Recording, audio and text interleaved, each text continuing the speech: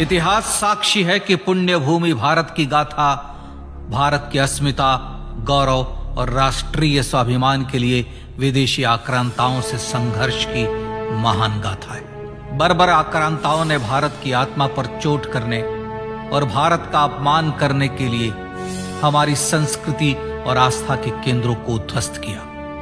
सोमनाथ, काशी, मथुरा और अयोध्या के मंदिरों का तोड़ा जाना आज भी भारत की स्मृतियों में जीवित है। सन 1528 में अयोध्या में भगवान श्री राम के मंदिर का मुगल आक्रांता बाबर द्वारा तोड़ा जाना ऐसी ही एक अक्षम्य घटना थी जिसने सीधे भारत के सम्मान और आत्मा पर चोट की थी। कारण साफ था, अयोध्या के श्री राम के मंदिर पर आक्रमण भारत की आत्मा पर आक्रमण था। जहां हर भारतीय के रोम रोम में राम बसते हैं, वह भारत यह अपमान कैसे सहता। राम मंदिर पर आक्रमण भारत को आहत कर गया था। विदेशी हमलावर अपनी बर्बरता दिखाते गए और भारत अपने आत्म गौरव को फिर से पाने के लिए संघर्ष करता रहा।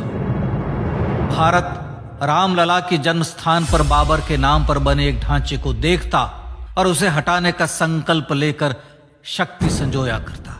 हिंदू समाज आत्मसम्मान के रण में डटा रहा और लगातार हमलावरों द्वारा बनाए गए बाबरी ढांचे को हटाने के लिए लड़ता रहा। सरयू कई बार रक्त से लाल हुई। कभी स्थानीय शासकों ने तो कभी साधु संतों और राम भक्तों ने राम जन्मभूमि की मुक्ति के लिए अपने प्राणों की आहुति दी।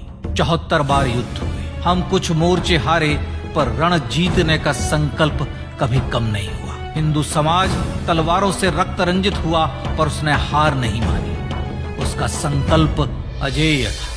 15 अगस्त 1947 को देश की आजादी के साथ सैकड़ों सालों से चले आ रहे इस संघर्ष में नई ऊर्जा और एक नया मोड़ आया। अचानक 23 दिसंबर 1949 को बाबरी ढांचे में श्री राम लला प्रकट हुए। हजारों राम भक्त दर्शन के लिए उमड़ पड़े। तत्कालीन प्रधानमंत्री पंडित जवाहरलाल नेहरू ने उत्तर प्रदेश सरकार को श्री राम लला को विवादित ढांचे से हटाने का आदेश दिया। उत्तर प्रदेश सरकार ने अयोध्या के कलेक्टर को यह काम दिया और यह निर्देश भी कि जरूरत पड़ने पर वे बल का प्रयोग भी करें। अयोध्या के कलेक्टर ने सरकार को उत्तर दिया कि यह नरसंहार के बिना संभव नहीं है, और फिर भी वह ऐसा चाहती है तो किसी दूसरे कलेक्टर से यह काम करवा ले। परिणाम स्वरूप रामलला की मूर्ति वहीं विराजमान रही। विवादित ढांचे को बंद कर दिया गया। केवल पुजारी को सेवा अर्चना के लिए भीतर जाने की अनुमति थी। फिर भी राम भक्त विवादित ढांचे के बाहर से प्रभु श्री राम की आराधना करते रहे। भारत के हिंदू समाज के लिए चुनौतियां और बढ़ गई। मामला अदालत में गया। विपक्षी दलों द्वारा अदालत में भगवान श्री राम के अस्तित्व पर सवाल उठाए गए। उनके अयोध्या में ही जन्म लेने का प्रमाण मांगा गया। भारत का जनमानस अब आहत हो उठा था। आजाद भारत में भी हिंदू समाज को अपनी आस्था और श्रद्धा के लिए संघर्ष करना पड़ रहा था। चुनौतियों के इस समय में सन 1984 में विज्ञान भवन दिल्ली में विश्व हिंदू परिषद ने धर्म संसद का आयोजन किया। इस संसद में देश भर के संतों ने राम जन्मभूमि की मुक्ति के लिए आह्वान किया और राम जन्मभूमि मुक्ति यज्ञ समिति का गठन किया। धर्म संसद ने राम जन्मभूमि की मुक्ति और वहां भगवान श्री राम के भव्य मंदिर बनाने के भारत के जनमानस के संकल्प को फिर से दोहराया। विश्व हिंदू परिषद के नेतृत्व में मंदिर निर्माण के लिए पूरे देश में अभूतपूर्व आंदोलन की शुरुआत हुई। श्री राम जन्मस्थली मुक्ति यज्ञ समिति के साथ देश भर में राम जानकी की रथ यात्राएं निकली। राम लीलाओं में राम कथा के माध्यम से भारत का आम जन फिर से जुटा। अब सबके मन में एक ही प्रण था, एक ही लक्ष्य था। अयोध्या में जन्मभूमि पर भगवान श्री राम के भव्य मंदिर का निर्माण। सन 1989 में विश्व हिंदू परिषद द्वारा गांव-गांव से रामशिला पूजन करके अयोध्या भेजी गई। 2,75,000 गांवों से रामशिलाएं अयोध्या पहुंची। भव्य राम मंदिर के शिलान्यास का निर्णय हुआ। पूज्य संत महात्माओं और हिंदू समाज के अन्य प्रमुख नेताओं के निर्णय के अनुसार अनुसूचित जाति के प्रमुख नेता श्री कामेश्वर चौपाल ने 9 नवंबर 1989 को मंदिर निर्माण का पहला पत्थर रखा। राम जन्मभूमि पर मंदिर निर्माण के लक्ष्य की पूर्ति के लिए सन 1990 में सोमनाथ से अयोध्या के लिए श्री लाल कृष्ण आडवाणी ने रथ यात्रा की शुरुआत की। देश में जन भावनाओं का ज्वार उमड़ने लगा। श्री लाल कृष्ण आडवाणी के रथ यात्रा के साथ साथ मंदिर के लिए जन समर्थन बढ़ने लगा और छद्म सेकुलरवाद बेनकाब होने लगा। इस जन आंदोलन को रोकने की तमाम कोशिशें हुई पर सब व्यर्थ हुई। विश्व हिंदू परिषद ने देशवासियों से अयोध्या में जन्मभूमि पर मंदिर निर्माण के लिए 30 अक्टूबर और 1 नवंबर 1990 को कार सेवा का आह्वान किया। परिणाम स्वरूप लाखों राम भक्त कार सेवा के लिए देश के कोने कोने से अयोध्या आए। इससे देश की एकात्मता का विराट दर्शन हुआ। कार सेवकों को रोकने के लिए उत्तर प्रदेश के तत्कालीन मुख्यमंत्री श्री मुलायम सिंह यादव ने अयोध्या में परिंदे को भी पर न मारने देने की घोषणा की। स्थितियां गंभीर हो गई। अयोध्या से 100 200 किलोमीटर दूर रेलगाड़ियां रोक दी गई। अयोध्या युद्ध भूमि बना दी गई। मार्ग बंद, रेल बंद, चप्पे चप्पे पर पुलिस।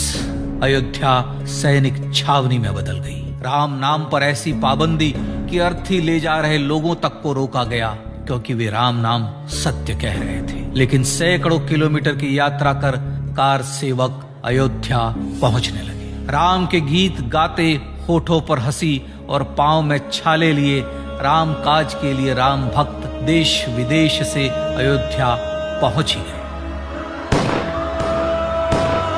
कार सेवकों पर गोलियां चली।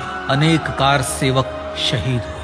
आजाद भारत में जन्मभूमि पर राम मंदिर के लिए कार सेवकों ने फिर एक बार अपना बलिदान दिया, पर कार सेवकों ने विवादित ढांचे पर भगवा ठहरा ही दिया और इस तरह कार सेवा सफल हुई। श्री राम जन्मभूमि आंदोलन ने भारत की सुप्त आत्मा को झकझोर कर जगा दिया था। विश्व हिंदू परिषद ने फिर एक बार 6 दिसंबर 1992 को कार सेवा का आह्वान किया। राम भक्तों को कार सेवा करने देने के लिए अदालत में प्रार्थना की गई, पर अदालत ने कोई निर्णय नहीं दिया। परिणाम स्वरूप बौद्ध, जैन, सिख, स्वामीनारायण संप्रदाय, गायत्री परिवार, हर पंथ मत विचार के हिंदू एकत्र हो गए। छूत अछूत का भेद मिटा, जाति की पहचान मिटी। हम सब हिंदू, हम सब सिंधु बन गए।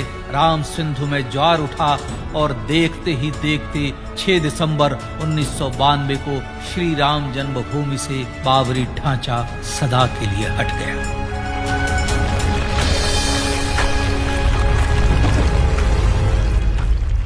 यह क्षण शौर्य, न्याय और सत्यमेव जयते का क्षण था। यह तो धर्मस्ततो जय का क्षण था। पर संघर्ष की गाथा यहां जाकर भी नहीं रुकी। छद्म सेकुलरवादियों द्वारा भारत और भगवान श्री राम के इतिहास को झुठलाने के लिए अदालतों में चुनौतियों का सिलसिला चलता रहा, जो 1950 से चल रहा था। हिंदू सिखों के बीच से गुजरते हुए भगवान श्री राम का दर्शन करने के लिए विवश थे। यह स्थिति थी आजाद भारत में श्री राम और राम भक्तों की। पर सत्य को तो जीतना ही था। आखिरकार देश के सर्वोच्च न्यायालय के 5 जजों की खंडपीठ ने 9 नवंबर 2019 को ऐतिहासिक निर्णय दिया और यह कहा कि अयोध्या जन्मभूमि परिसर की पूरी 67 एकड़ भूमि रामलला की, और न्यायालय ने भारत सरकार को जन्मभूमि पर मंदिर बनाने के लिए एक ट्रस्ट बनाने का आदेश दिया। सर्वोच्च न्यायालय के आदेश के अनुसार भारत सरकार ने 5 फरवरी 2020 को श्री राम जन्मभूमि तीर्थ क्षेत्र नाम के ट्रस्ट का गठन किया और राम जन्मभूमि न्यास की भूमि जो सरकार द्वारा अधिग्रहित की गई थी उसे ही नवनिर्मित न्यास को वापस दे दिया गया। 5 अगस्त 2020 को भारत के प्रधानमंत्री श्री नरेंद्र मोदी ने श्री राम जन्मभूमि तीर्थ क्षेत्र के अध्यक्ष पूज्य महंत नृत्य गोपाल दास, राष्ट्रीय स्वयंसेवक संघ के पूज्य सरसंघ चालक डॉक्टर मोहन भागवत एवं उत्तर प्रदेश के मुख्यमंत्री श्री योगी आदित्यनाथ की उपस्थिति में श्री राम जन्मभूमि पर भगवान श्री राम के भव्य मंदिर के लिए भूमि पूजन कर निर्माण कार्य का शुभारंभ किया। इस तरह लगभग 500 वर्षों से राम जन्मभूमि की मुक्ति के संघर्ष का पटाक्षेप हुआ। अपने आत्मसम्मान और राष्ट्रीय अस्मिता के लिए इतना लंबा संघर्ष विश्व के इतिहास में बेजोड़ है। श्री राम भारत की आत्मा, भारत की परिभाषा, हमारे राष्ट्रीय आदर्शों और जीवन मूल्यों के प्रतिनिधि मर्यादा पुरुषोत्तम हैं, जो हर हिंदू के होठों पर जन्म से मृत्यु तक रहे। बस यही हर हृदय में प्रार्थना होती है। राम भारतीय राष्ट्रीय स्वाभिमान और आसेतु हिमालय से समुद्र पर्यंत तक जन जन को एकात्मता के बंधन में बांधने वाले रक्षा सूत्र है। अयोध्या स्थित श्री राम जन्मभूमि पर बाबर का हमला वास्तव में भारत के स्वाभिमान और राष्ट्रीयता पर हमला था। प्रधानमंत्री श्री नरेंद्र मोदी द्वारा श्री राम जन्मभूमि पर राम मंदिर का पुनः निर्माण न केवल बाबरी मानसिकता का पराभव है, बल्कि संपन्न, सुखी, सुसंस्कृत, सर्वशक्ति संपन्न स्वराष्ट्र का सूर्योदय भी है। यह उस राम राज्य की दिशा में वह कदम है जिसकी अभिलाषा राजराजेंद्र चोल, कृष्णदेव राय, छत्रपति शिवाजी महाराज से लेकर महात्मा गांधी तक ने की थी। अयोध्या में जन्मभूमि पर भगवान श्री राम का मंदिर न सिर्फ राष्ट्रीय गौरव होगा, बल्कि वह श्री राम के आदर्शों का राष्ट्र मंदिर होगा।